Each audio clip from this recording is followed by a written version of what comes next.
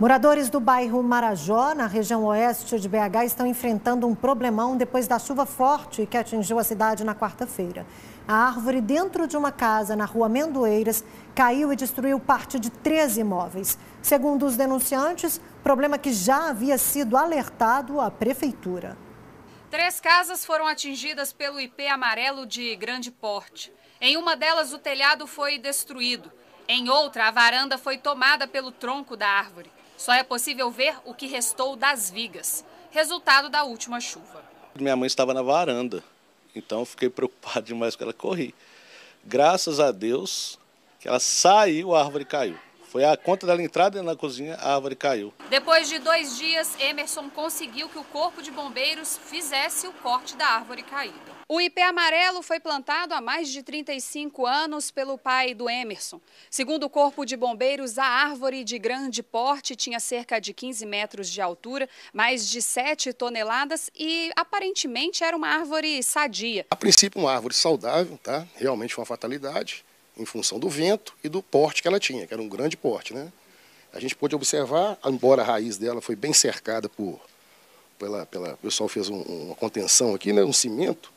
Isso aí compromete muito a estrutura da árvore, certo? A raiz, mas a princípio ela estava saudável. O estrago poderia ter sido evitado. Emerson tenta há 4 anos com a prefeitura que uma poda preventiva ou que o corte do ipê fosse feito. A agência da prefeitura chegaram a dar uma autorização desde que a minha mãe cumprisse alguns requisitos que eles pediram. Mudas de ipê e de acordo com a especificação deles. Certo? A gente conseguiu as mudas de ipê, eles não aceitaram as mudas de ipê que a gente quis. Então, ficou que ela tinha que provar que ela não tinha condições de pagar para tirar o ipê, certo? Aí veio a pandemia e ficou nessa enrolação toda.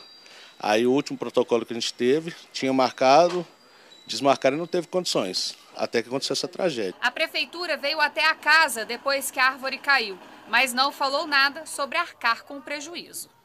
Desolação total. De ver agora o prejuízo que nós tivemos aqui. Graças a Deus, dos males foi menor, que não teve vítimas, né?